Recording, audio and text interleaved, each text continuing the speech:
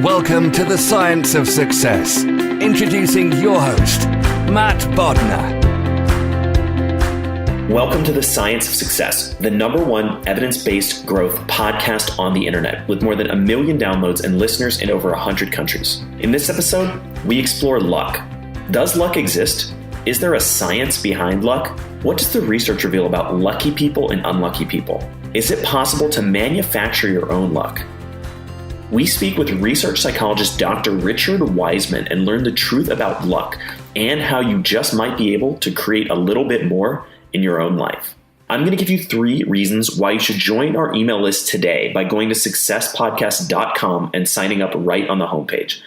There's some amazing stuff that's only available to our email subscribers, so be sure to go there and sign up. First, you're going to get awesome free guides that we create based on listener demand, including our most popular guide, How to Organize and Remember Everything. You can get that completely for free, along with another surprise bonus guide by signing up and joining the email list today. Next, you're going to get a curated weekly email from us every single week called Mindset Monday. Short, simple, actionable, science-based advice that you can implement into your life. Listeners have been loving this email. Next, you're going to get listener exclusive content and a chance to shape the show, vote on guests, change our intro music, even submit your own questions to upcoming guests. So be sure to stay on the list. Only people on the email list have access to these opportunities. You can sign up by going to successpodcast.com, signing up right on the homepage, or if you're on the go, if you're out and about, driving around, whatever else, you can text the word SMARTER, that's SMARTER, to the number 44222. In our previous episode, we discussed the habits of high achievers, the motivation myth, dug deep into the habits, routines, and strategies you can use to achieve more in less time, talked about the balance between hustle and hard work versus recovery, and much more with our guest, Jeff Hayden. If you want to get the habits and strategies that top performers use to achieve results in the real world, listen to that interview.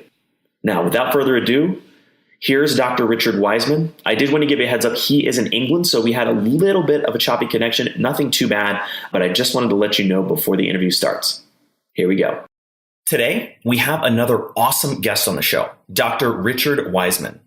Richard has been described by the Scientific American as the most interesting and innovative experimental psychologist in the world today. His books have sold over 3 million copies. He began his career working as a magician and now holds Britain's only professorship in the public understanding of psychology. His work has been featured across the globe, and he's delivered keynotes to the Royal Society, the Swiss Economic Forum, Google, and more. Richard, welcome to the Science of Success. A pleasure to be here. Thank you very much. Well, we're very excited to have you on today. So I'd love to start out. I definitely want to dig into a number of things you've written about and spoken about.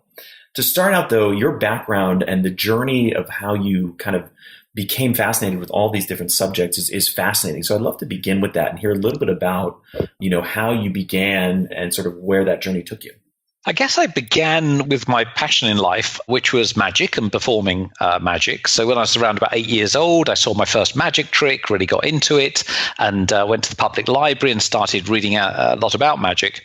And so I was a professional performer in my early teens, and then started to look more at the psychology of magic, because if you're going to be a good magician, you need to understand how your audience thinks and feels. And it's a pretty tough order, because you're standing in front of a group of strangers and you need to do psychology experiments, a la magic tricks, night after night, and fool every single person in the room. You can't have a good night where you just fool 80% of people. So you do have to understand how people's minds work, where their attention is, how they're perceiving what's in front of them, how they're remembering the performance afterwards, particularly when they discuss it with their friends.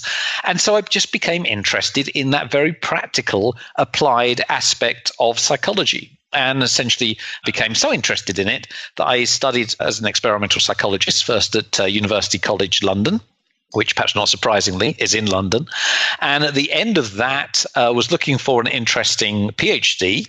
And by chance, I saw a poster up on the wall. This was the days before email, so we used to communicate with posters. And there was a poster up on the wall saying that there was a professor in the University of Edinburgh in Scotland, and he was interested in the psychology of deception and was looking for a candidate explore that topic with him. So I applied to the University of Edinburgh, was accepted on that course and spent 4 years looking at deception. And then at the end of that, came back down to the south of the UK, to the University of Hertfordshire, and started to work on social psychology and on the psychology of self-development. And that's where I've been ever since. So I've only really had one proper job, which has been at the university, and that's been for 20-something years now. But that's basically the kind of line through in terms of my career. So the psychology of deception sounds fascinating. Tell me a little bit, what were kind of some of the fundamental conclusions or ideas that you uncovered when you were working on that? Well, part of it, again, was looking at the psychology of magic. So, magicians need to convince you of a certain narrative, and that narrative has something impossible in it, that somebody levitates or appears or disappears or whatever it is. But behind that narrative, you have the real narrative, the method, as magicians like to call it, the trapdoors or the mirrors. And we were looking at ways in which magicians encourage you to think one set of things and not ask certain questions. So if you take a very kind of simple trick where you ask people to think of a number between 1 and 10, and then the magician might predict that people are going to say number 7. That's to do with the fact that if that trick fools you, it's to do with the fact that you don't realize that 7 is the most frequently chosen number, and so on. So they hide that little bit away from you. So that was one part of it. The other part was looking at the psychology of lying, and particularly whether people, when they lie, give off more information, give off more tells, if you like, using their body language or using the words they say. And so we carried out quite a well-known experiment on the British media where we had a very well-known political commentator go on to a television program. And I interviewed him twice, once about his favorite film, and he told me he loved Gone with the Wind, and then asked him a second time about his favorite film, and he told me he loved Some Like It Hot. And of course, one of them was a complete lie. Yes, he hated one of those two films. So we had the public vote onto which they thought was the lie. And in line with all of the experimental work into lying, they were about 50-50, no better than chance. Most people think they're good lie detectors, but they're really not.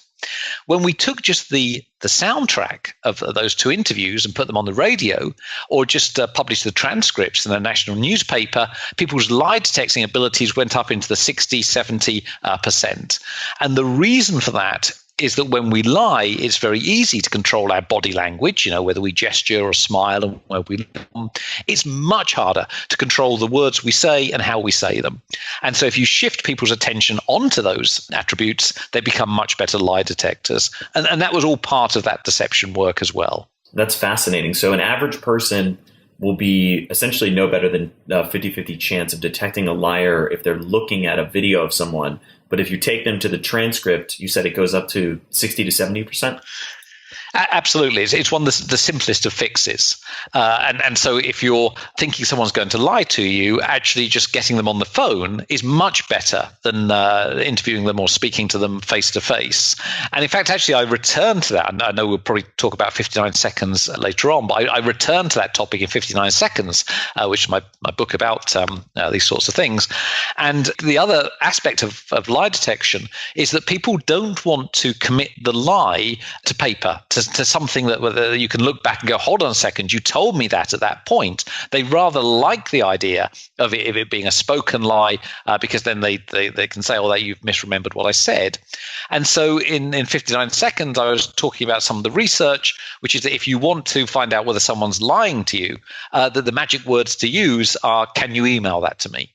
And if they are lying, that email will never arrive, or when it does arrive, it's somewhat different to what they just told you face to face. So I became just interested in these simple wins, these things which are evidence-based that can have a very big impact. That's fascinating. I love that simple sort of practical strategy of just asking someone to email you and then sort of gauging whether that's different from what they communicated to you. I'd love to transition because there's so many things I want to talk about in this interview. Your work on luck is one of the most fascinating things that I think you've done. I'd love to kind of start out with, many people think of luck. They think that it's kind of randomness or chance or sort of arbitrary. From your perspective and from the work and the research that you've done, what does it mean to be lucky? And does luck exist? Well, that work dates back a long way. It dates back to the late 1990s, actually. And at that time, and this was before really the kind of evidence-based self-help movement was around. It was really a little bit before even what's called positive psychology was around. And I was talking to people about key moments in their lives, how they ended up in certain relationships and certain careers. And they would talk about these lucky and unlucky moments. They would talk about themselves being a lucky or unlucky person. And at that point in time, really people, psychologists, had dismissed the concept of luck. They'd said, look, it's just random. It's like winning or losing the lottery. That there's no science to be had here. Or these people are kidding themselves. Then they're not really lucky. And so I embarked on this research project, which was gathering together about 1,000 people who considered themselves exceptionally lucky and unlucky, and then presenting them with various tasks and seeing how they responded.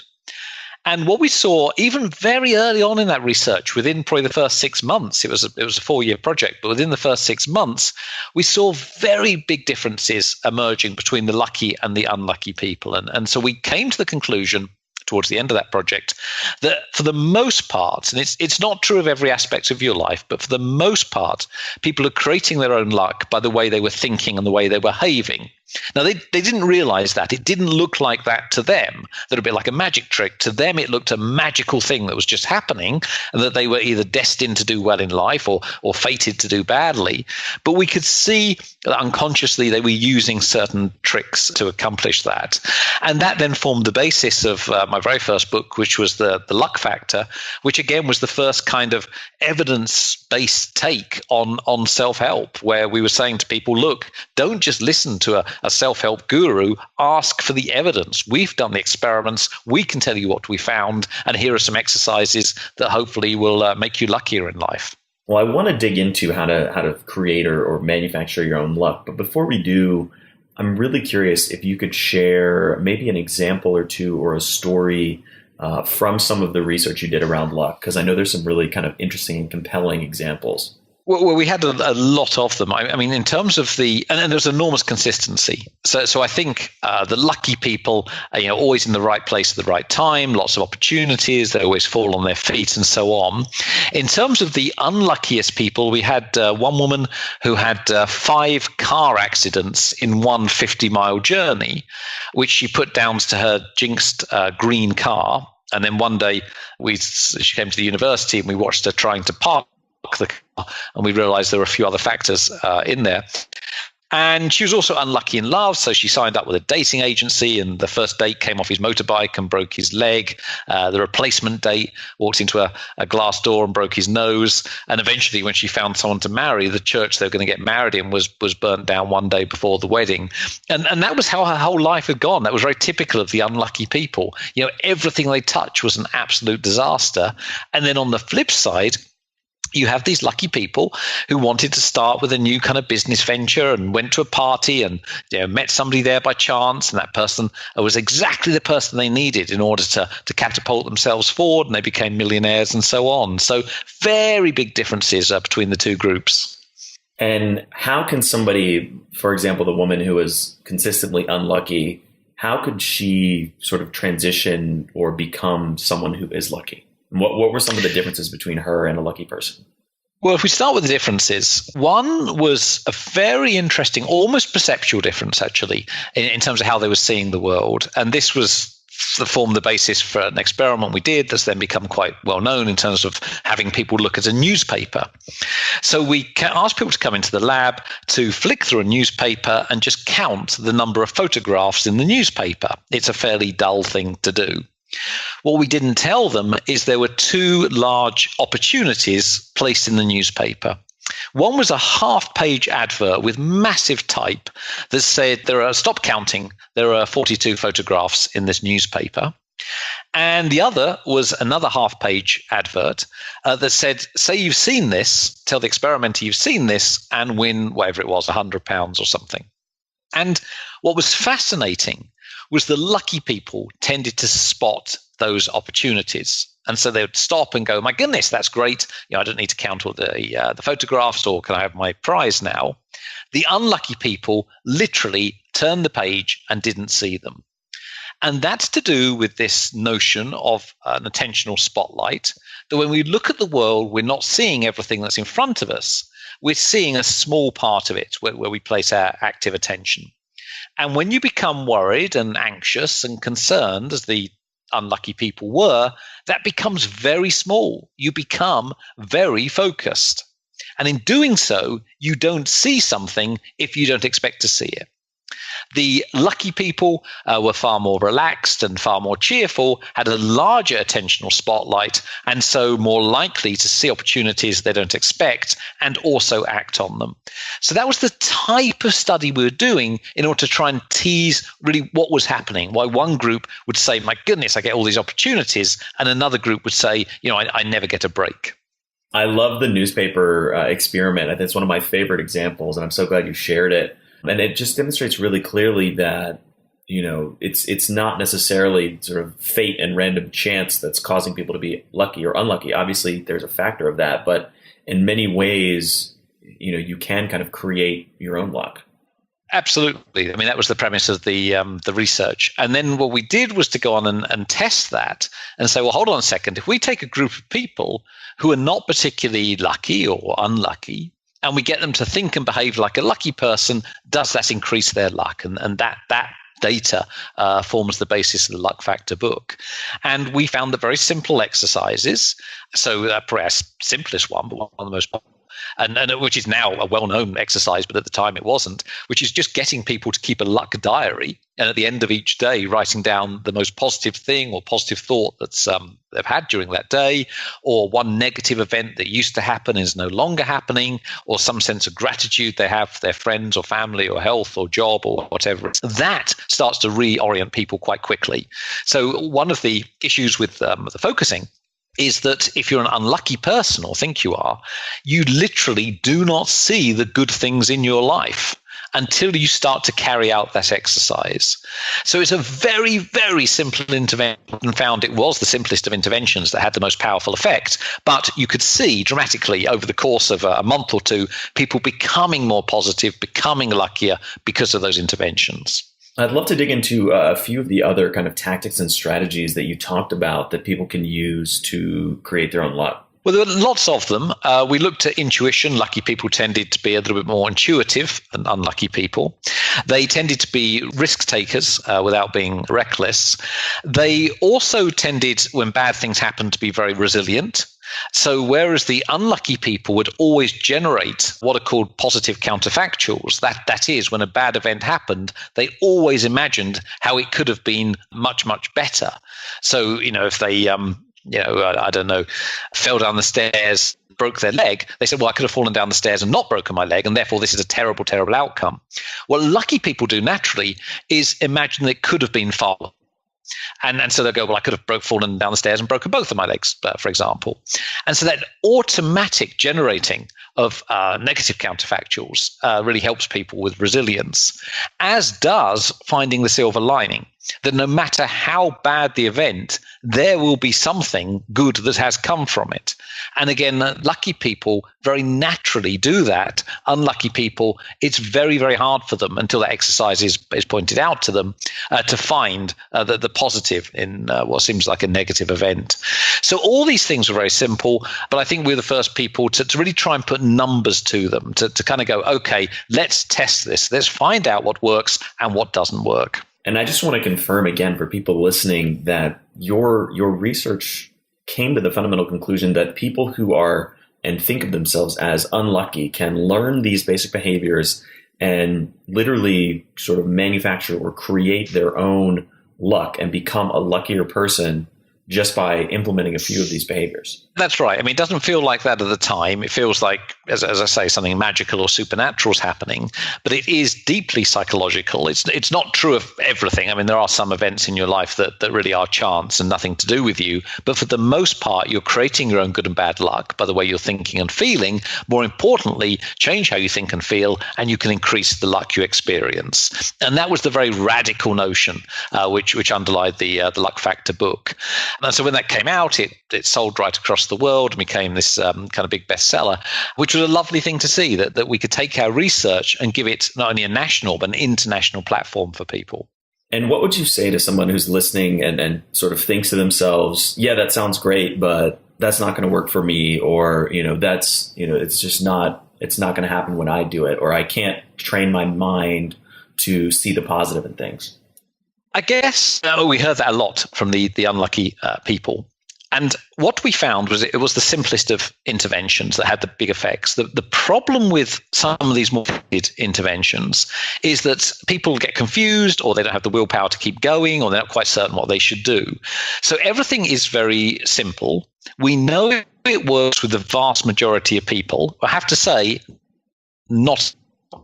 There's around about 20% of people that rather enjoy being unlucky. And what I mean by that is their self-identity is bound up with that. They're the person that goes to parties and knocks over glasses and, oh my goodness, that's clumsy me. Everything I do, absolutely terrible. And at some level, they're enjoying that. And at some level, are deeply afraid to move away from that identity. And those folks are very hard to reach, actually. But for the vast majority of people, actually, these things do work, but you do need to do it. If you give up before you start, clearly it's not going to have much of an impact. You need to do these things. So to the person that says, well, they don't work or won't work, I would say come back after a month of doing them and then tell me that. If you tell it to me right now, I'm going to be a bit skeptical because you're giving up before you've started. So you mentioned the luck diary. We talked a little bit about sort of finding silver linings. What are some of the other really simple strategies that people can implement? Well, part of it was about flexibility, that even when the unlucky people saw an opportunity, they were very scared to move forward because they were in a rut and they rather liked routine, even though it wasn't a very successful routine. So getting people to be more flexible, getting people to try things they haven't tried before, going to work or college with a different route, listening to whatever it is, radio so that you don't normally listen to, trying different types of food, altering your conversational style if you're a normal introvert, spending a bit more time, vice versa, if you're an introvert, going 2 hours without saying the word I. All these things give you a sense of flexibility. And that means that when an opportunity comes along, you're far more likely to make the most of that opportunity rather than go, no, I'm not that sort of person. I'm not the sort of person who's flexible and changes. So even these simple sort of daily interventions, things like taking a different route to work, changing the conversational sort of strategies or styles that you're using, maybe going for a walk randomly or at a different place that you don't typically do, all of these create sort of the behavior or the sort of competency of flexibility, which then enables you to kind of capture luck, quote unquote, when it sort of falls into your lap. That's pretty much it. It puts you into the mindset of, in that instance, of somebody who's flexible, who changes. I mean, the one thing we know about life is it's not predictable, that the strategies that worked last week may not work so well next week. And so you need to be able to change and alter the sort of person you are. And lucky people were like that. They were very open to an uncertain future. They thought they'd be able to cope, but they were very open to an uncertain future, where the unlucky people really liked the idea of a plan. And so that even if that plan didn't work out, they would still keep on repeating it because at least it had some certainty to it. Also, lucky people tended to be team players. They tended to be trying to negotiate win-wins all of the time and to build up a network of contacts around them. They were very, very well connected. The unlucky people tended to be socially isolated. And so if they had an idea, they hadn't really got anyone to bounce it off of. They hadn't got that experience of talking to somebody and them going, oh, you should meet my friend. They're really interested in that. And that plays an absolute key role in success. So that was about the social side of it rather than the cognitive side. That's really interesting. And so these, that's kind of another one of these learned behaviors, is that if you become more social, you can also create luck essentially through sort of the network effect of meeting and engaging with more people. Oh, absolutely. I can remember one lucky person who came into the lab and they were trying to sell their car. And we're doing the experiment. On the way out, they spoke to one of the secretaries in the department, and they were chatting. And then said to the secretary, "You're not interested in buying a new car, because I've got a car I'm trying to." And the secretary said, "I am actually. How weird you should mention that. Yeah, I am." And so the two of them got chatting, and he ended up selling his car to her. Now, that's a very, very good example of him creating his own good luck. He will look back on that and go, my goodness, what are the chances that I just happened to bump into somebody? The fact is, he was bumping into people all of the time. He was buying a lot of times a day in that sense, and occasionally he'd hit the jackpot. The unlucky people simply weren't buying the tickets. They weren't spending any time with other people or exploring those relationships in an open way, and so they weren't getting those opportunities. Yeah, it's the old kind of analogy that, you miss 100% of the shots you don't take, right? And so lucky people, it sounds like, and according to the research, are essentially sort of constantly dabbling and exploring all these potential opportunities and sort of things that may emerge. And then when it does, they're like, oh, look at that opportunity kind of emerged.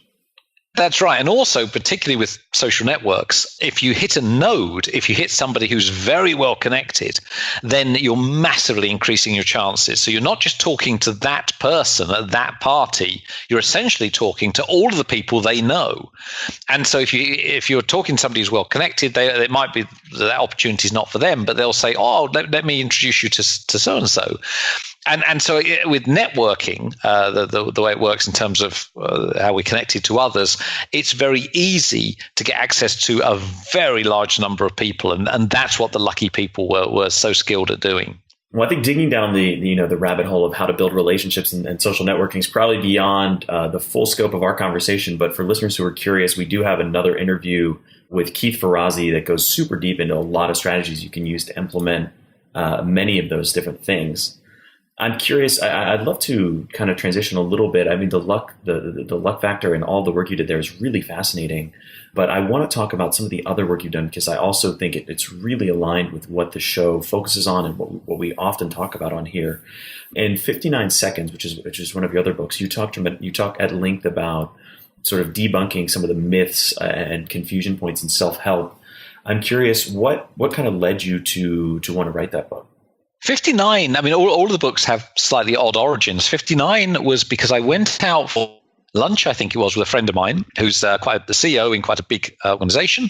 And she started to talk about happiness. And she said, oh, you know a bit about happiness. Well, how does it work in terms of psychology?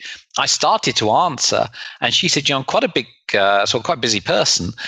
Can you really tell me, sort of cut it down a bit? And I said, well, how long have you got? And she said, around about a minute. And I thought that's kind of an intuition. Are there ideas in psychology that can be conveyed? And so originally the book was called 60 Seconds, and we round, and it was about evidence-based learn in less than a minute. And at one meeting, I said precisely that. I said less than a minute. And someone said, well, it's not 60 seconds, it's 59 seconds. And that's a much better title for all sorts of reasons. And so part of that book is debunking the myths of self-help, the things which we all like to believe, which simply aren't true and therefore are hurting us. And then the other part is, and here's what you can actually do to be more successful in these various domains, such as happiness and relationships and parenting and so on. So that was the origins of that book. And it then became a very successful YouTube channel and has been all around the world again. So, it's probably the book I'm best known for. And actually the quickest one to write. I think that was probably written in about 2 months. So it was a lot of stuff that I'd been storing up in my head. You're probably listening to the show because you want to master new skills and abilities that you can use to live a rich and rewarding life. And that's why I'm excited to tell you once again about our incredible sponsor for this show, Skillshare. Skillshare is an online learning community with over 16,000 courses in design, business, and more. You can learn everything from logo design to social media marketing to street photography. And they offer unlimited access to all of their courses for a low monthly price. So you never have to pay per course again. They have some awesome courses on there that I personally love, including mastering Evernote, getting into mind mapping, which is an incredible skill set, learning how to draw, and much more. If you want to get a leg up on graphic design, social media, even your culinary knife skills, be sure to check out Skillshare. Right now, they're offering an incredible value to our listeners. You can get 3 months of Skillshare for just 99 cents. Go to Skillshare.com/success99 to redeem this offer. You can get 3 months for 99 cents. They've been an incredible sponsor. They've been supporting the show for months. Go check out their website. It's absolutely awesome. Now back to the show. What were some of the big myths that you uncovered that kind of permeate self-help? I think the biggest one was this notion of visualization, that there are so many self-help books that tell people to visualize endpoint. That is, to visualize yourself in 5 years in the perfect relationship, perfect career, whatever it is. And when you look at the psychology to an experiment, there isn't a single experiment that doesn't say that that is a terrible, terrible idea. It makes you feel good, which is why people like doing it. The problem is, in terms of success, in terms of bringing that future into reality, it sets your expectations very high and encourages you not to do anything else. All you need to do is dream. And so when that future doesn't emerge, then you become very discouraged. You think, well, I gave it my best shot, and quite fatalistic, and so very unlikely to move on to other strategies. So there's probably about 10, 15 papers now showing that across pretty much every domain, that aspect, that application of visualization is a terrible idea. There's an equally large literature that says that visualization is a powerful tool, but you visualize process, not endpoint. If you want to do well in an exam, you visualize yourself doing the sorts of things good students do, asking questions in class, revising, going that little bit further than the other students or whatever. You don't visualize yourself sitting down and having a wonderful exam or opening an envelope and taking out an A-grade certificate. So I think that was one of the key things. I mean, that notion that visualization of endpoint is now all over the place, but I think we're the first to sort of bring it into kind of public consciousness. That's a great distinction, because I think it gets lost on a lot of people when they talk about visualization. The methodology itself can be effective, but it needs to be applied to a process as opposed to an endpoint. That's correct. And there's a large literature suggesting exactly that. But even within it wasn't known. And so all these athletes are being encouraged to visualize exactly the wrong thing. So it's a complete waste of time. So it was nice to sort of dig up some of these. The other one was brainstorming, this notion of all getting together in the room and coming up with ideas, again, reduces creativity by around about 20%. So, as we speak, there'll be organizations around the world where everyone's sitting around in a room and trying to solve a problem in a creative way. Brainstorming, terrible applied in that particular way. What is far more effective is everyone brainstorms on their own, and they arrive at that meeting with ideas, and you go around the table and everyone discusses their 3 ideas. Then you see big increases in both the number of ideas, obviously, and the originality. So it's a very simple tweak, but it's a very important one. We've been getting brainstorming wrong for many, many years. That makes a lot of sense. So what was the sort of science or the reasoning behind why brainstorming in a group is so ineffective? There's 2 bits of science behind it. One is social loafing, which is that put anyone in a group, and some people would just simply not try very hard, because then there's 2 lots of thinking on it. One, they're thinking, well, if I come up with a key idea, the whole group gets the kind of glory for that, which I don't like the sound of. The other is I can just lean back and let everyone else do the work. And both of those ideas means that people don't tend to engage very much. The other is that within any group, you'll get some people that dominate. And, who knew the most dominating people are not the most creative?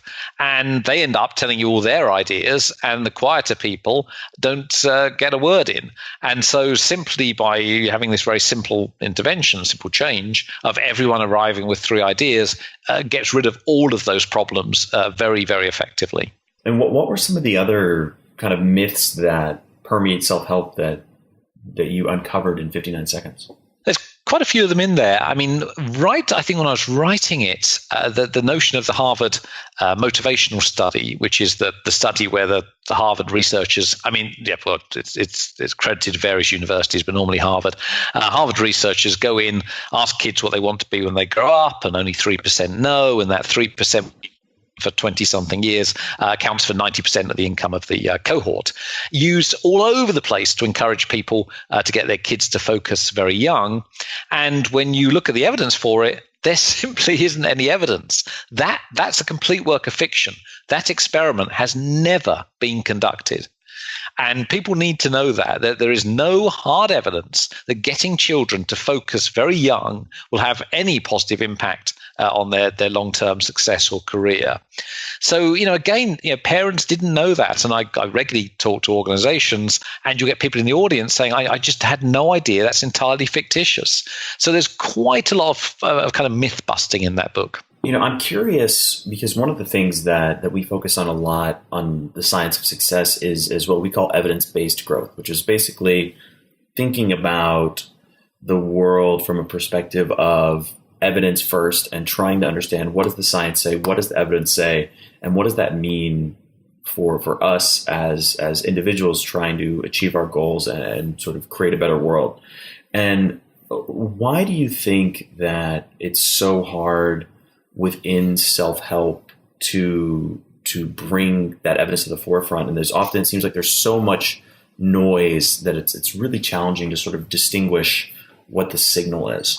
I think it's hard for two reasons. One is that we're equipped with common sense. The problem being it's often wrong. But, intuitively, it feels like if you get kids to focus young, that would be a good thing. Intuitively, it feels that all sitting around a room and kicking around some ideas is a good thing. Our intuitions are often wrong. So that's one reason why it's tricky. The other is that the psychological literature is really spread out. I mean, it is immense now, and that you need a fair bit of expertise to even find out where the relevant papers are, and even more expertise to be able to read them and actually know what they're trying to say in terms of the data.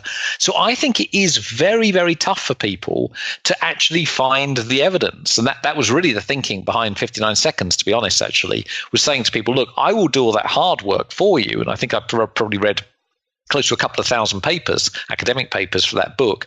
I will do all that hard work, and then I will present it in a way that I think is fair and with some take-home messages. But I think it is very, very difficult, particularly now with the web, when there are just so many websites out there telling you so many different things. And unless you have access to those primary sources, you're not really going to know who or what to believe. And so what can a sort of a well-intentioned individual who's not a scientist do if they're looking for these kind of bastions of evidence-based strategies in today's world? Well, obviously, read my books is the main thing. That's why I always advise anyone to do. But I think always ask the question, where's the evidence? Where is this coming from?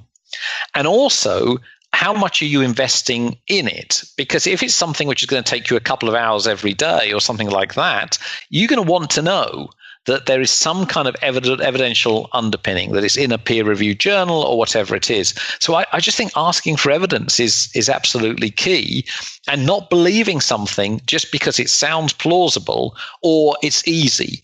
If it's the sort of thing which you enjoy doing, well, it may not be having a wonderful effect on your life. And also, if you're not becoming more successful with it, if it's not making you happier or improving relationships or so, just stop and do something else. So it's not rocket science, but I appreciate that it can be quite tricky for people, particularly on the evidential front. Yeah, I think that's a struggle that we think about a lot is, how can, obviously we on the show, we take a lot of time, we read through a lot of the research, we try to find people who have done their homework and actually speak from a position of, sort of scientific authority. But it's definitely a struggle, and I think a lot about, there's so much just noise out there. How can we see through the mist and figure out, all right, what's actually true, what's actually effective? And it's something that's kind of a mission of ours and that we spend a lot of time thinking about. It's important work, and it's even more important when you move over to the health domain, where people are doing all sorts of weird procedures that aren't helping at all. And so some of the sort of cutting edge health research is showing that some of the things we thought were extremely helpful in even in terms of some sorts of surgery and pills and so on are simply having no effect. So if it's a problem there, it's definitely going to be a problem when you move over to psychology. Well, I'm curious, there's one other strategy that you talked about in 59 Seconds that I thought was really interesting, which is the idea of writing your own eulogy. Can you tell me a little bit about that? Yeah, it's a lovely idea. I mean, it's well, not when you come to do it. It's quite a terrifying idea. Practically, it's lovely, which is this notion that we don't realize perhaps life is, and it's very easy to get distracted and to just simply have a good time and not think about the bigger picture. And it's only when you get slightly later on in life that you start to realize there are things you wish you'd done, and that some things are a little bit more meaningful than others, and so on. And writing your own eulogy is a nice way of cutting to the chase. And so you say to somebody, what do you want someone to stand up at your own funeral and say about you? It's a very effective way of setting goals. And so if you ask people to do that, then look at the discrepancy between what they've written for that perfect eulogy and their life as it currently is. You can see people suddenly start to shift and go, well, I'd like someone to stand up at my funeral and say what a kind person I've been. I've helped all my friends and family. And then you say, so currently, are you helping your friends and family? And they say, no, I'm not. And so it's fairly obvious where the shift is. So it's a lovely exercise. There's a lot of psychology to back that up into a field called terror management.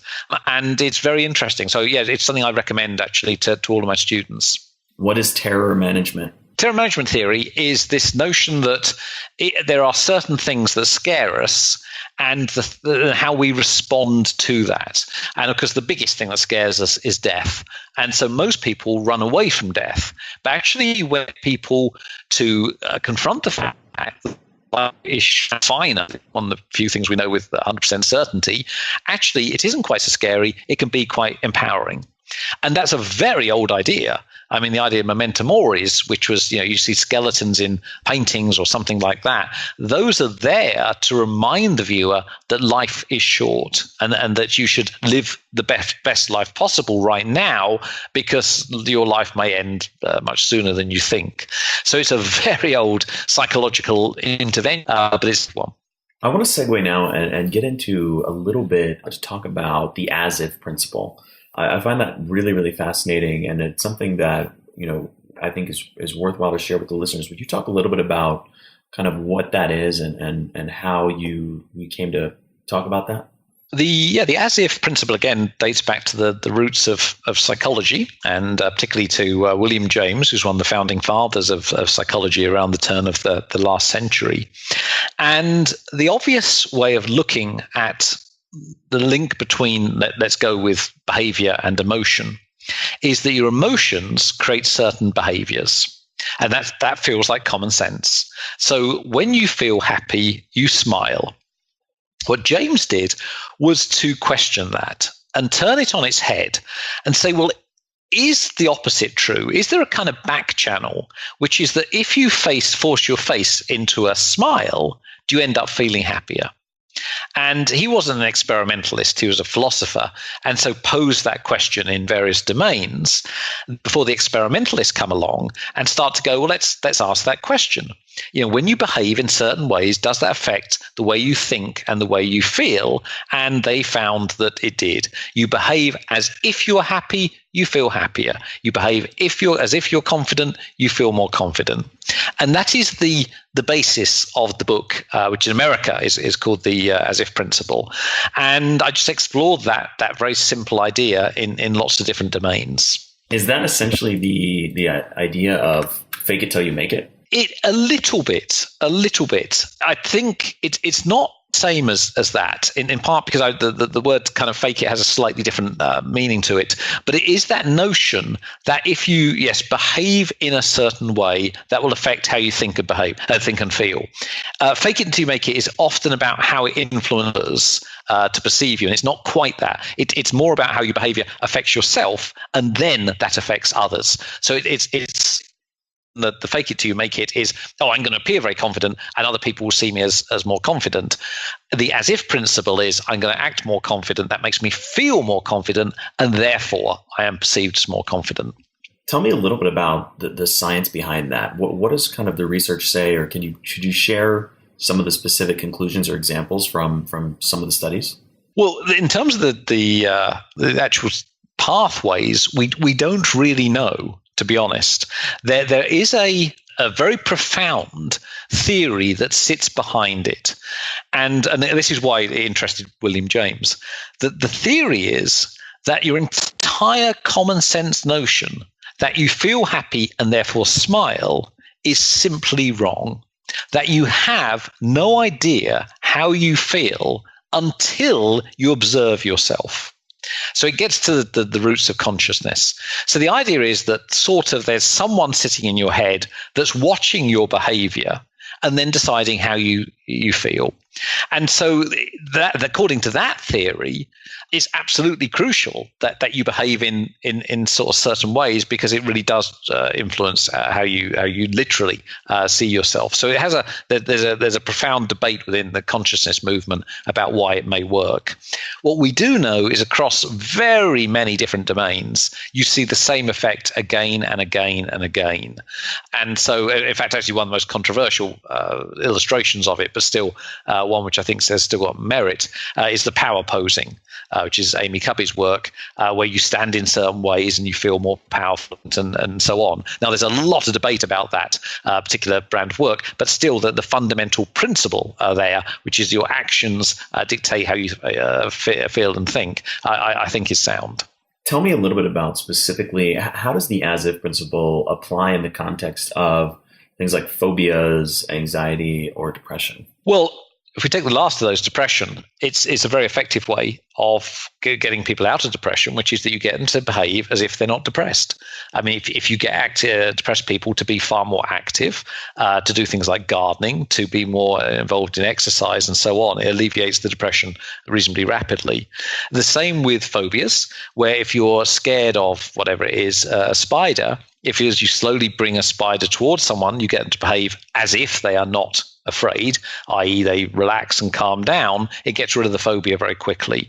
So it's a very simple idea, but it sits throughout the entire history of psychology in all these different domains, which actually hadn't ever been pulled together before. And so that book is talking or is reviewing areas which actually within the academic psychology would normally be seen as quite separate and populated by academics that don't normally talk to one another across those areas.